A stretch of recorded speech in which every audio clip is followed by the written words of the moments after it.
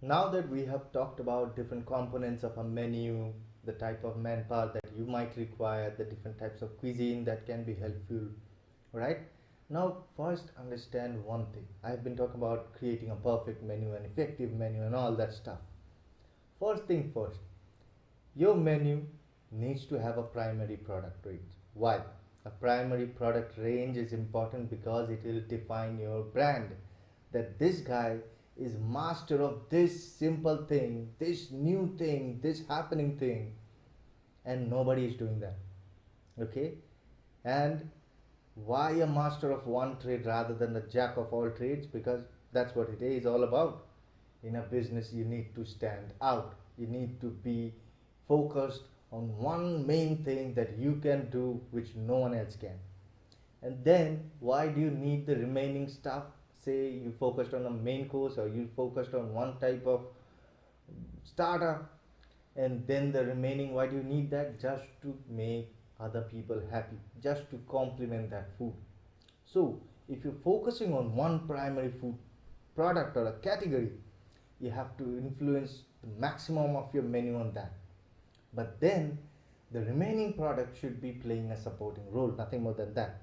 So your menu should be crisp, should fit in one page if you write all of them down. That's goal one. Because the simplest explanation why you need a shorter menu. If you see any aggregator page, any restaurant's menu, remember one thing, people are scrolling, right? Now, if they're scrolling through the menu, and if the menu is like Mahabharata, they will stop following what all items are and they will just skip your restaurant, go to somewhere else where they can understand what kind of foods there are. They will focus on the things that are seeing highlighted and they'll select that rather than scrolling through hundreds of food. That's basic 101. So you need to have a very crisp, very focused menu that tells your brand story, that this is one kind of food that this brand is focused on and they make the best out of it. And then these are the additional options. That's how your menu should be seen in any online platform. End of story. Okay, now let me explain some other out of hundreds of reasons why you should never have a long, like a anaconda, like a menu. All right, your menu should be small. Okay, now why should it be small and not long? So if you have a longer menu, that means you'll need more and more ingredients. Okay, see, for as far as I am concerned, Bowich has simply bao, which has simply four basic gravies or sauces, whatever you can call. And out of those four, I have created baos, I have created starters, I have created main courses, and few other additional products that are almost pre-cooked. We just assemble or just post-cook once and serve like fries and all. Okay, but most the main courses or the bows, they have similar stuffings, similar gravies, similar sauces that can be used for multiple products. That helps me have a reduced number of ingredients or SKU. That means I need lesser number of specific vendors for different kinds of materials. The more number of vendors you have, believe me, I have been in this business and I've done vendor management for half of my life. Right? So the more number of vendors you have, the more difficult the job becomes. The more number of ingredients you have, the more space you require. And the more ingredients you have for every specific item, if that item doesn't sell, that amount of wastage you're gonna have of those different products that are just sitting idle on your shelf. And you don't want that, right? Because you'll be investing money in it and you'll be just wasting it. So think about it. Next important thing about complex vendor management, your vendors, you're a new person in business and your vendors are pros. Okay, first thing first, most of the vendors won't even try to do business with you because they know the market. Okay, and they have a feeling that you might not be successful, so why take a risk on you? Because they will be giving you products on credit, they would be waiting for the money to come up on time. And if you can't do that because you have different kinds of ingredients for different kinds of menu and you're wasting money and things are not selling, you won't be able to pay them on time, and if you are not able to pay them on time, your reputation will go down.